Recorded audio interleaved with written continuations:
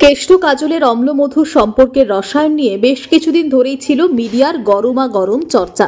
বিশেষ করে প্রায় 2 বছর পর দিল্লির তিহার জেল থেকে ফিরে আসার পর অনুব্রতকে নিয়ে জেলায় নতুন করে লেখা শুরু হয় রাজনৈতিক উপন্যাস।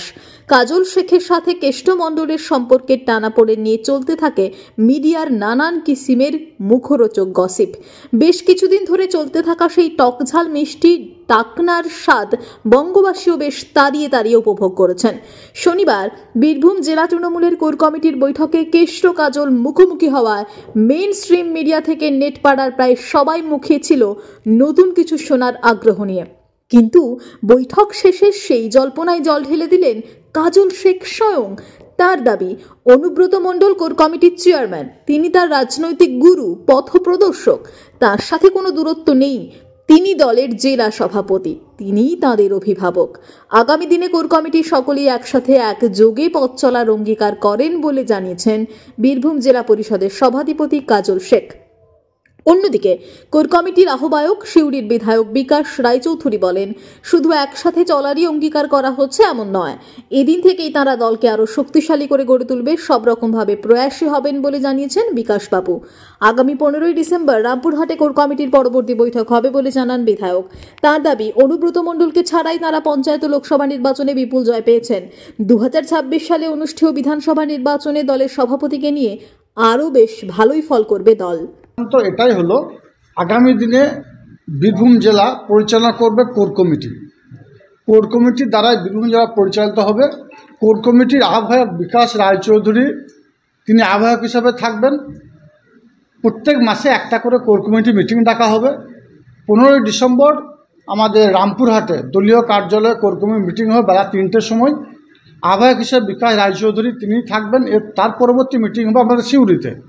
মাসে একটা করে কোর কমিটি মিটিং এবং 2 মাস অন্তর একটা করে জেলা কমিটি মিটিং, এবং প্রত্যেকটি মিটিংয়ের আহ্বায়ক হিসেবে বিকাশ রায়চৌধুরী, তার তত্ত্বাবধানে প্রত্যেকটি মিটিং হবে।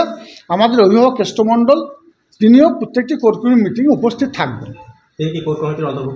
অবশ্যই রাজ্য নেতৃত্বের নির্দেশ এটা এসেছে যে তিনি কোর কমিটির মিটিংয়ে উপস্থিত থাকবেন এবং পরিচালনা কোর কমিটির তত্ত্বাবধানের দায়িত্বে সবটাই বিকাশ রায়চৌধুরী আহ্বায়ক হিসেবে পালন করবেন। এবং বীরভূম জেলার বিগত দিনের অর্থাৎ 24-এ নির্বাচন আগে দলনেত্রী মমতা বন্দ্যোপাধ্যায় যে নির্দেশ দিয়েছিলেন, বীরভূম জেলার 11টা বিধানসভাকে বিভিন্ন ভাগে তিনি ভাগ করেছিলেন, সেভাবেই যে যেখানকার দায়িত্বে ছিল সে সেখানকার দায়িত্ব সেভাবেই পালন করবে।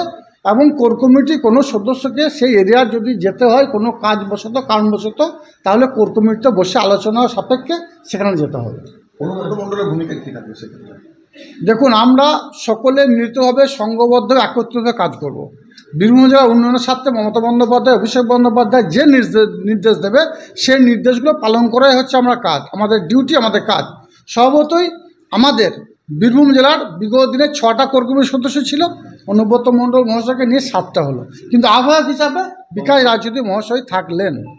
20/4/2024 হয়েছিল। তারপরে দীর্ঘ 1.5-2 মাস পরে যেহেতু বিভিন্ন উৎসব আর্যিকর কাণ্ড নানা ধরনের থাকার জন্যে আমরা সিদ্ধান্ত নিয়েছিলাম আগেই যে আমরা পুজো পরেই আমরা এই উৎসব শেষ হয়ে গেলে আমরা কোর কমিটি ডাকব, এবং আমরা যথারীতি সেই কোর কমিটি ডেকেছি। এবং কোর কমিটিতে আজকে সৌহার্দ্যপূর্ণ আলোচনা হয়েছে, খুব সুন্দর আলোচনা হয়েছে। কোর কমিটি যারা সদস্য আছেন তারা নিজ নিজ মত প্রকাশ করেছেন, এবং সেখানে আগামী দিনে আমরা এই ধান কাটা বা এই পার্বণগুলো শেষ হয়ে গেলেই আবার জেলায় ঝাঁপিয়ে পড়ব। প্রতিটি কোর কমিটি যেখানে যে দায়িত্ব আছে সেই দায়িত্ব পালন করবে। বীরভূম থেকে কাজী আমিরুল ইসলামের রিপোর্ট, টিভি নিউজ পেন। সুলভের সঠিক চিকিৎসার একমাত্র প্রতিষ্ঠান বিবেকানন্দ হসপিটাল। 24 ঘন্টা emergency service, blood bank, trauma care. আপনাদের সেবায় আমরা তৎপর। গুণমান ও পরিষেবায় দুর্গাপুর বিধাননগরের ডক্টর জাকির হোসেন এভিনিউর বিবেকানন্দ হসপিটাল শিল্পাঞ্চলের মানুষের মন জয় করেছে।